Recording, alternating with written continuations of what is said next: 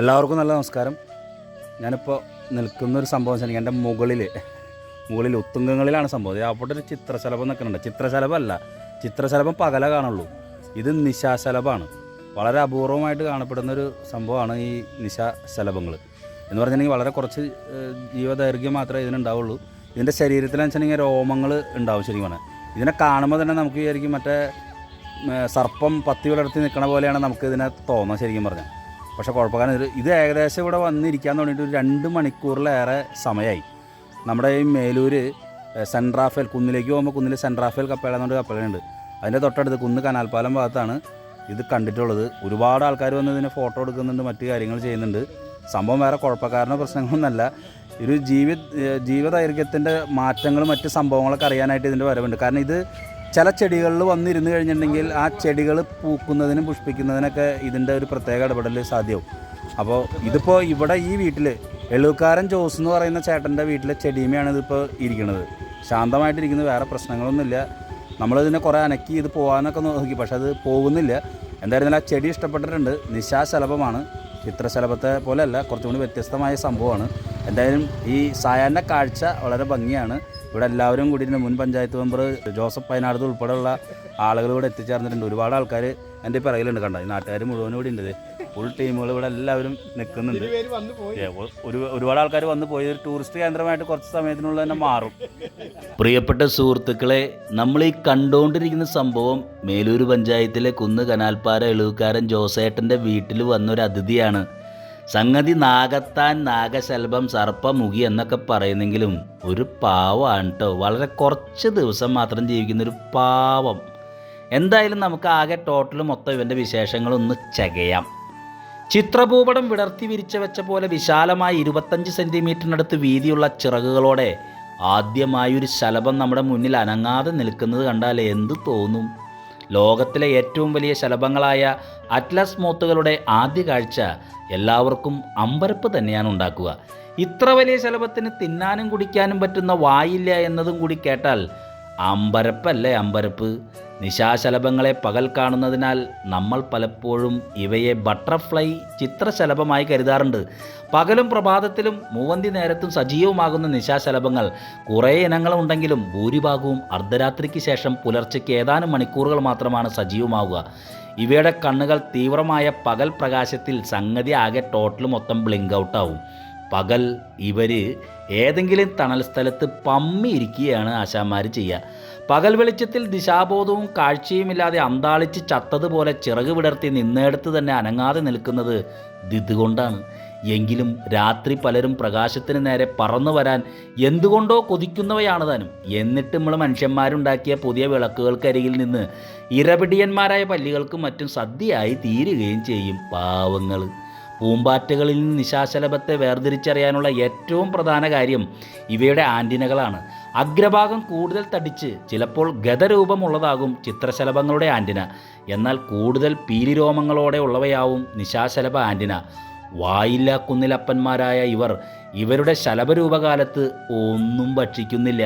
പുഴുവായി ജീവിച്ച കാലത്ത് തിന്ന് ശേഖരിച്ച് നിർമ്മിച്ചു വെച്ച കൊഴുപ്പ് ബാങ്ക് ബാലൻസ് മാത്രം ഉപയോഗിച്ചാണ് ദിവസങ്ങൾ മാത്രം നീണ്ട ജീവിതം. അതും ഒരു 10-12 ദിവസം മാത്രം. നേരം വെളുത്തതറിയാതെ അമ്പരന്ന് നിൽക്കുന്ന ഒരു നിശാശലഭമാണ് നാഗശലഭം എന്നൊക്കെ പേര് വിളിക്കുന്ന നമ്മുടെ പാവം അറ്റ്ലസ് മോത്ത്. ഒരടിക്കടുത്ത് വലിപ്പമുള്ള മനോഹരമായ അടയാളങ്ങളുള്ള ചിറകുകളുടെ അഗ്രത്ത് ഒരു ഉഗ്ര സർപ്പത്തിൻ്റെ തലയുടെ രൂപസാമ്യ ചിത്രമുള്ള ഇതിനെ ആദ്യമായി കാണുന്ന ആരും അമ്പരക്കും. നാഗങ്ങളെന്ന ദൈവിക രൂപികളാണ് ഇവയെന്ന് പ്രചരിപ്പിക്കുകയും വിശ്വസിക്കുകയും ചെയ്യുന്ന അന്ധവിശ്വാസികൾ ഇപ്പോഴും ഉണ്ട്. ഈ സാധുവിനെ ലോകത്തിലെ ഏറ്റവും വലിപ്പം കൂടിയ നിശാശലഭമാണ് കണക്കാക്കിയിരുന്നതെങ്കിലും ഇപ്പോൾ 2ാം സ്ഥാനക്കാരാണ്. പകലായതറിയാതെ ആരൊക്കെ അരികിൽ വന്നാലും ഒട്ടും അനങ്ങാതെ ചിറകുകൾ വിടർത്തി ഫോട്ടോ എടുക്കാൻ അങ്ങനെ ഒരേ നിൽപ്പ് നിൽക്കും. ഭൂപടം വിടർത്തി വെച്ചതുപോലെ വിശാലമായ ചിറകുകൾ ഉള്ളതിനാലാണ് ഇതിനെ അറ്റ്ലാസ് ശലഭം എന്ന് വിളിച്ചത്. ചിറകഗ്രത്തെ സർപ്പത്തലയുടെ രൂപസാമീപ്യം മൂലം ചൈനക്കാരും സ്നേക്ക് ഹെഡ് എന്നർത്ഥം വരുന്ന പേര് പണ്ടേ ഇട്ടിരുന്നു. ഇൻഡോ ഓസ്ട്രേലിയൻ പ്രദേശങ്ങളിൽ നിന്നടക്കം ഇപ്പോൾ ആകെ 19 ഇനം അറ്റ്ലസ് മോത്തുകളെ ഇതുവരെ കണ്ടെത്തിയിട്ടുണ്ട്. പക്ഷേ ഇതിനെ തെക്കേ ഇന്ത്യയിലും കേരളത്തിലും കാണാൻ കഴിയില്ല. ചിറകഗ്രങ്ങളിൽ പാമ്പിൻ്റെ തലമൂല ഡിസൈൻ ഉള്ളതിനാൽ പണ്ട് ഏതോ സഹൃദയർ ഇത് സർപ്പശലഭം, നാഗശലഭം, സർപ്പമുഖി എന്നിങ്ങനെയുള്ള കിടിലൻ പേരുകളും നൽകിയിട്ടുണ്ട്. ദക്ഷിണേന്ത്യയിലും ശ്രീലങ്കയിലും മാത്രം കാണപ്പെടുന്ന ഇതിനെ ആദ്യമായി റിപ്പോർട്ട് ചെയ്തത് 1882 ഫ്രെഡറിക് മൂറാണ്. ആൺമോത്തുകളേക്കാൾ വളരെ പ്രകടമായി വലിപ്പമുള്ളവയാണ് പെൺമോത്തുകൾ. ഇവയുടെ അതിമനോഹരമായ ചിത്രവേലകളുള്ള ചിറകുകൾ ഇണകളെ ആകർഷിക്കാനുള്ളതല്ല, ഇരയാക്കപ്പെടാതെ രക്ഷിക്കാനുള്ളതാണ്. ഇവയെ ആക്രമിക്കാൻ സാധ്യതയുള്ള ജീവികൾ ഇതിൻ്റെ വലിപ്പവും പൊട്ട് അടയാളങ്ങളും കണ്ട് അമ്പരന്ന് ആശയക്കുഴപ്പവും തെറ്റിദ്ധാരണയും മൂലം ഒഴിഞ്ഞുപോകും. തിരിച്ചാക്രമിക്കാനോ പറന്ന് രക്ഷപ്പെടാനോ കഴിയാത്ത ഈ നിസ്സഹായ ജീവിയെ ശത്രുക്കൾ ആളൊരു കീരിക്കാടനാവാം എന്ന് തെറ്റായി ചിന്തിച്ച് പേടിച്ച് ഒഴിഞ്ഞു മാറിപ്പോകും. പേര, കൊന്ന, ഏലം, മഹാഗണി മുതലായ പലതരം ചെടികളിൽ ഇവ മുട്ടയിടുക. മുട്ട വിരിഞ്ഞ് പുറത്തിറങ്ങുന്ന ലാർവാപ്പുഴു ബകനെ പോലെ തിന്നു വളരും. വെളുത്ത പൊടിയിൽ മൂടിയ പച്ചയും നീലയും കലർന്ന നിറമുള്ള പുഴുക്കളുടെ ദേഹത്ത് അഗ്രത്ത് കറുപ്പ് നിറമുള്ള നീലമുള്ളുകൾ കാണാം. പുറകുവശത്ത് മഞ്ഞ നിറത്തിൽ വൃത്താകൃതിയിലുള്ള റിംഗ് അടയാളവും ഉണ്ടാകും. അവസാന ഇൻസ്റ്റോൾ ആകുമ്പോഴേക്കും 4.5 ഇഞ്ചോളം നീളവും തടിയുമൊക്കെയുള്ള രസിക രൂപമാവും. ഭഗനെ പോലെ സദാ തീറ്റയാണ് ഇവന്മാർ. ഈ തീറ്റ ജീവിതത്തിലെ അവസാന തീറ്റയാണ്. 2 or 3 ഇലകൾ തുന്നിക്കൂട്ടി അതിനകത്ത് സിൽക്ക് നൂലുകൊണ്ട് നിർമ്മിക്കുന്ന കൊക്കൂണിലാണ് പ്യൂപ്പയാവുക.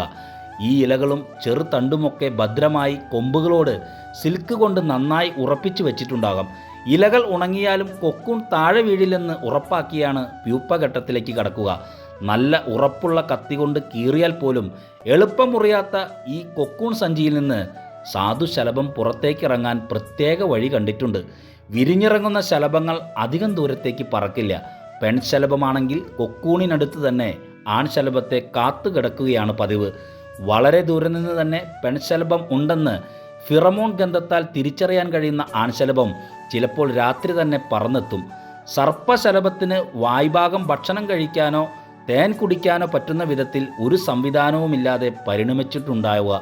വലിപ്പമുള്ള ഘടാഘടിയൻ ശലഭപ്പുഴുവായിരുന്ന ഘട്ടത്തിൽ തിന്ന ഭക്ഷണത്തിന് ഊർജവും കൊണ്ടുവേണം ഭാവി ജീവിതം. ആയുഷ്കാലത്തേക്ക് വേണ്ട പ്രവർത്തനവും മുഴുവനും പണ്ട് പുഴുവായിരുന്ന സമയത്ത് തിന്നു സൂക്ഷിച്ച ഭക്ഷണക്കൊഴുപ്പ് മാത്രമാണെന്ന് സാരം. അതിനാലാണ് ഇവ പറക്കാനോ കൂടുതൽ ഇളകാനോ ഒന്നും മെനക്കെടാത്തത്. ഓരോ ചിറകടിയും കവരുക സ്റ്റോക്കുള്ള കൊഴുപ്പാണ്, കൂടെ ആയുസ്സും. അതിനാൽ വളരെ പിശുക്കിയാണ് ഓരോ ചലനവും. മോത്തിന് പടച്ചോൻ വായ് കീറാത്തതിനാൽ പട്ടിണി കിടന്ന് ചാവും മുമ്പ് ഇണ ചേരുക, മുട്ടയിട്ട് സന്തതി പരമ്പകളെ ഉണ്ടാക്കുക എന്ന ഏക ലക്ഷ്യമേ ഉള്ളൂ. ലോകം കറങ്ങി നടന്ന് കാണാനും ഇഷ്ടഭക്ഷണം തേടാനും തിന്നാനും പറ്റാത്ത വെറും ഉണക്ക ജീവിതം. എന്തൊരു കഷ്ടം! പെൺമോത്താണ് ആണിനേക്കാൾ വലിപ്പം കൂടുതൽ. ആൺമോത്തിൻ്റെ ആൻറ്റിനകൾ തൂവൽ പോലെ വളരെ വീതിയുള്ളതാണ്, തെങ്ങോല പോലെ മനോഹരവും. പെൺമോത്തിൻ്റെ ആൻറ്റിന ചെറുതാണ്. പാരി വിലസി നടന്ന് ഇണയെ പ്രലോഭിപ്പിക്കാനും വശീകരിക്കാനും പറ്റാത്തതിനാൽ പെൺ അറ്റ്ലസ് മോത്ത് അതിശക്തമായ ഫിറമോൺ പ്രസരണം വഴിയാണ് ഇണയെ ആകർഷിക്കുന്നത്. കിലോമീറ്റർ അപ്പുറത്തു നിന്ന് പോലും ദിശയും ദൂരവും സ്ഥാനവും തിരിച്ചറിഞ്ഞ് ആ പെൺമോത്തിനടുത്ത് പറന്നെത്തും. 1-2 ആഴ്ചയാണ് ഇവരുടെ പരമാവധി ആയുസ്. അതിനു മുമ്പ് എവിടെ നിന്നെങ്കിലും ഒരാൺശലഭം വന്നില്ലെങ്കിൽ പെണ്ണിന് ജന്മം നഷ്ടം. ചിറകിട്ടടിച്ച് ഇണയെ അന്വേഷിച്ച് പറക്കാൻ ശ്രമിച്ചാൽ സജീവം തീർന്ന് നേരത്തെ ചാവുക തന്നെ. ഭാഗ്യം കൊണ്ട് ഒരു പെണ്ണിനടുത്ത് എത്താനായാൽ ദീർഘമായ ഇണചേരലോടെ ആൺമോത്തിൻ്റെ ജീവലക്ഷ്യം അവസാനിച്ചു. മുട്ടയിടലോടെ പെണ്ണിൻ്റെയും. എന്തൊരു ജീവിതമാണ്! പേരൊക്കെ കിടിലൻ തന്നെയാണ്, നാഗശലഭം. ഇത്രയേ ഉള്ളൂ ജീവിതം. എന്തായാലും നമ്മുടെ ജോസേട്ടൻ്റെ വീട്ടിൽ ഇനിയും ധാരാളം നാഗശലഭങ്ങൾ വരട്ടെ. മേലൂർ നാഗശലഭങ്ങളെ കൊണ്ട് പൂത്തുലയട്ടെ. നന്ദി, നമസ്കാരം.